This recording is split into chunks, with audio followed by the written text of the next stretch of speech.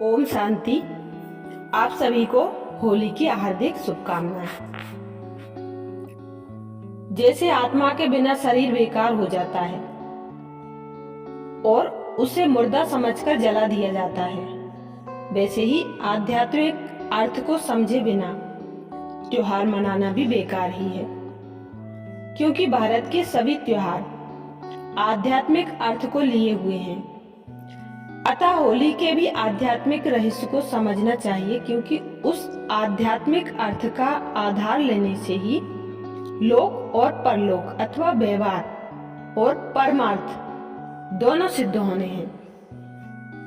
भारत में जो भी त्योहार मनाए जाते हैं उनमें एक ज्ञान युक्त क्रम अथवा सिलसिला भी है। उस क्रम के रहस्य को भी जानना चाहिए। उस क्रम में होली से पहले शिवरात्रि का उत्सव आता है। वह उत्सव परमपिता परमात्मा शिव की याद में मनाया जाता है। जैसे कि शिव नाम के अर्थ से ही सिद्ध है। परमात्मा शिव का अवतरण मनुष्यों के कल्याण अर्थ ही होता है। उनके अवतरण से पूर्व मनुष्यों पर 5 विकारों का रंग चढ़ा होता है। सारे संसार में अज्ञान रात्रि छाई होती है। ऐसे समय सत्य चित्त आनंद स्वरूप परमात्मा शिव आकर अपने संग का रंग अर्थात ज्ञान योग का रंग मनुष्य आत्माओं को देते हैं। उस वृतांत की याद में आज तक शिवरात्रि के बाद होली मनाई जाती है। उपर्युक्त से स्पष्ट है कि ज्ञान के रंग से आत्मा की चोली को रंगना ही वास्तविक होली मनाना है। माया का रंग तो हर एक मनुष्य पर चढ़ा ही हुआ है। अब ईश्वरीय संग के रंग में आत्मा को रंगना ही होली के आध्यात्मिक अर्थ का आधार लेना है। परमात्मा के संग का अथवा ज्ञान का रंग ही वास्तव में उल्लास देने वाला रंग है, क्योंकि जब परमात्मा ज्ञान रंग लगाते हैं तब आत्मा पवित्र रहने का व्रत लेती है, अर्थात पवित्रता की रक्षा करती है। इसलिए होली के बाद रक्षाबंधन का त्योहार मनाया जाता है। आजकल होली के दिन छोटे बड़े सभी मिलकर एक दूसरे के साथ होली खेलते हैं, यहाँ तक कि जबरदस्ती भी रंग लगाते हैं। वास्तव में लगाना तो चाहिए ज्ञान का रंग, परंतु देह अभिमानी लोग भौतिकवादी तथा बाहिर मुक्ता के कारण आध्यात्मिकता को तिलांजलि देकर और भौतिक रंग एक दूसरे को बुरी तरह लगाकर इस निर्धन देश के करोड़ों रुपयों के रंग और कपड़े खराब कर देते हैं। ऐसी होली खेलने का क्या लाभ, जिसमें खेल ही खेल में अनेक लोगों का दिल दुखता है और देश का धन भूखों की भूख मिटाने के काम न आकर दुनिया में धुला जाता है। ज्ञानी और योगी की दृष्टि में तो यह मनुष्य सृष्टि ही एक विराट खेल है। यह सृष्टि रूपी खेल 2 रंग लीला है। इस सृष्टि में 2 ही रंग हैं, एक माया का रंग और दूसरा ईश्वर का रंग। इस रंगमंच पर हर एक मनुष्य दोनों में से एक न एक रंग में तो रंगता ही है। निसंदेह ईश्वरीय रंग में रंगना श्रेष्ठ होली मनाना है, क्योंकि इस रंग में रंगा हुआ मनुष्य ही योगी है। माया के रंग में रंगा हुआ मनुष्य तो भोगी है। अब हर एक मनुष्य को स्वयं से पूछना चाहिए कि मैं किस रंग में रंगा हुआ हूँ, माया के रंग में या ईश्वर के रंग में, कुसंग के रंग में या सत्संग के रंग में। ओहो, यदि मैंने ज्ञान होली न मनाई तो मेरी आत्मा की चोली तो बेरंगी रह जाएगी। तब मैं आत्मा अपने पिया परमात्मा के घर में जाऊंगी कैसे? मैं मंगल मिलन मनाऊंगी कैसे? आत्मा का मंगल मिलन तो परमात्मा ही से हो सकता है, क्योंकि मंगलकारी तो एक परमात्मा ही है जिन्हें शिव कहा जाता है।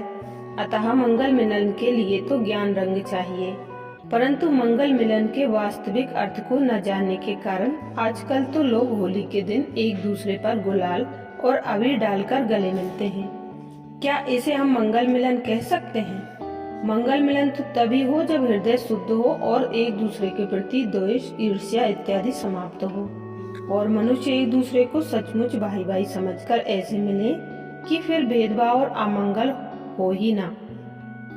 परंतु आजकल तो भारतवासी खूब ही होली मना रहे हैं, परंतु आज व्यवहार में तो लोग जंगल मिलन ही मना रहे हैं। जैसे जंगल में पशु एक दूसरे को देखते और मिलते ही एक दूसरे को हड़प करने की सोचते हैं, वैसे ही आज लूटमार और पशु वृत्ति मनुष्यों में स्पष्ट दिख रही है। मर्यादा और अनुशासन खत्म हो चुका है और अब तो जंगल का विधान ही लागू है। यह सभी स्थूल रंग से या गुलाल और अबीर से मंगल मिलन मनाने से थोड़े ही ठीक होगा। आज इस देश में भाषा भेद, प्रांत भेद, पार्टी भेद, मतभेद इत्यादि कितने भेद हैं और उनसे कितने परस्पर संबंध विच्छेद हुए हैं। जिस प्रकार ये भेद बढ़ते जाते हैं उससे तो ऐसा लगता है कि एक दिन खून की होली खेली जाएगी, जिसका वर्णन महाभारत में कौरव युद्ध के रूप में आता है। अब आप ये सोचिए कि स्थूल रंग से मंगल मिलन अथवा होली मनाने का कोई अर्थ है, इसका कोई लाभ है? इसलिए हम कहते हैं कि अब भी समय है कि मनुष्य ज्ञान रंग द्वारा अपने हृदय को प्रभु के रंग में रंग ले। ऐसी होली ईश्वरीय मर्यादा की ही है। स्थूल रंग वाली होली से तो अधिक ही लड़ाई झगड़ा होता है। छोटे बच्चे बड़ों की पगड़ी उतारते हैं और बड़े भी एक दूसरे पर कीचड़ उछालते हैं और एक दूसरे को गाली गलौज भी देते। अहो देखिए, आज ऐसे पावन पर्व को लोगों ने कैसे हुल्लड़बाजी का पर्व बना दिया है। थोड़ा समय पूर्व तक भारत के कई नगरों में यह रिवाज चला आता था कि होली के दिनों में नगरों में देवी देवताओं के स्वांग निकलते थे। स्वांगों के चेहरे पर पाउडर और अबरक लगाकर देवताओं के चेहरों को बड़े सुंदर और तेजों में प्रदर्शित करने का यत्न किया जाता था। देवताओं के स्वांगों के मस्तकों पर भृकुटी के स्थान पर छोटे छोटे बल्ब लगे होते थे, जो कि देवताओं की आत्माओं की जागृति के सूचक होते थे। ये स्वांग नगर के प्रमुख रास्तों से गुजरते थे। इन जुलूसों में देवता लोग कहीं कहीं रास करते हुए भी दिखाए जाते थे। जुलूस तथा सवारी में सबसे आगे बैल पर शिव की सवारी होती थी। इस प्रकार होली मनाकर लोग देवताओं की निरोगी काया, तेजोमय आकृति, उल्लासपूर्ण जीवन इत्यादि की झांकियां अपने सामने लाते थे, ताकि अपने जीवन के लक्ष्य की झलक आंखों के सामने आ जाए और एक बार फिर अपने पूर्वजों एवं पूज्यों की याद भी आ जाए। ये सवारी अथवा जुलूस इन रहस्यों के भी स्मारक थे कि जब परमात्मा शिव इस सृष्टि पर आते हैं तो उनके पीछे देवी देवताओं का जमाना आता है। भले ही इस रीति से होली मनाना कुछ अच्छा था, परंतु आज क्यों ना हम ऐसी होली मनाएं कि स्वांगों की बजाय सत्यों के साक्षात देवी देवताओं का जमाना फिर से लौट आए और सभी की आत्मा बल्ब के समान जग जाए।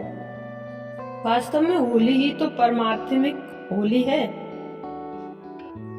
जो कि एक बार खेलने से मनुष्य का जन्म जन्मांतर मंगलमय हो जाता है। परंतु आज जो लोग उपर्युक्त रीति से वास्तविक होली मनाते हैं, उनके बारे में लोग कहते हैं, अजी ये कोई होली थोड़े ही मना रहे हैं, कहाँ है रंग और कहाँ है पिचकारी। आपकी चोली पर तो रंग की एक बूंद भी दिखाई नहीं दे रही है। जो आप मना रहे हैं इसे थोड़े ही होली कहा जाता है। उनकी यह बात सुनकर कबीर का यह दोहा याद आता है, रंगी को नारंगी कहें, बना दूध का खोया, चलती को गाड़ी कहें, देख कबीर रोया। संसार की तो उल्टी चाल है। यदि आप वास्तविक होली मनाएं तो कहते हैं इस बार होली फीकी रही, और यदि नगर में हुल्लड़बाजी हो तब समझते हैं कि इस बार होली अच्छी लगी। परंतु वे नहीं जानते कि द्वापर युग और कलयुग की गुलाल अबीर की होली तो संगम की वास्तविक होली की यादगार है, जो कि ज्ञान रंग से खेली गई। होली का त्योहार कलयुग के अंत और सतयुग के आदि के संगम की याद दिलाता है, क्योंकि तभी परमपिता परमात्मा शिव ने अवतरित होकर ज्ञान होली खेली और आत्माओं ने उनके साथ मंगल मिलन मनाया। हिरण्यकश्यप का वृतांत लाक्षणिक रूप में संगम काल ही पर घटाया जा सकता है। हिरण्यकश्यप के बारे में यह तो बात प्रसिद्ध है कि उसे वरदान मिला हुआ था कि अंदर मरो न बाहर, न दिन हो न रात। वह संगम की याद दिलाता है, क्योंकि सतयुग और त्रेता युग को ब्रह्मा का दिन और द्वापर तथा कलयुग को ब्रह्मा की रात्रि कहते हैं, और दोनों के संगम को न दिन न रात्रि कहा जाता है। अतः वर्तमान समय परमपिता परमात्मा से हम प्रैक्टिकल रूप से ज्ञान की होली और मंगल मिलन मना रहे हैं, क्योंकि अब संगम युग है। परंतु इस रहस्य से अनभिज्ञ लोग स्थूल रंग की होली मानकर समय, धन, वस्त्र और शक्ति व्यर्थ गंवा रहे हैं और जंगल मिलन मना रहे हैं। अब भगवान की आज्ञा अनुसार आपसी शत्रुता और द्वेष को मिटा देना चाहिए और आपस में जो अनुचित बातें हो चुकी हैं उन्हें होली समझकर होली मनानी चाहिए। ऐसी होली मनाने से ही यथार्थ मंगल मिलन होगा। बीती ताई बिसार दे आगे की सुध ले, जो बन आवे सहज में ताही में चित्त दे। इस शिक्षा पर चलकर और आत्मा की चोली ज्ञान से रंगकर परमात्मा से वास्तविक मंगल मिलन मनाना चाहिए। अच्छा, ओम शांति।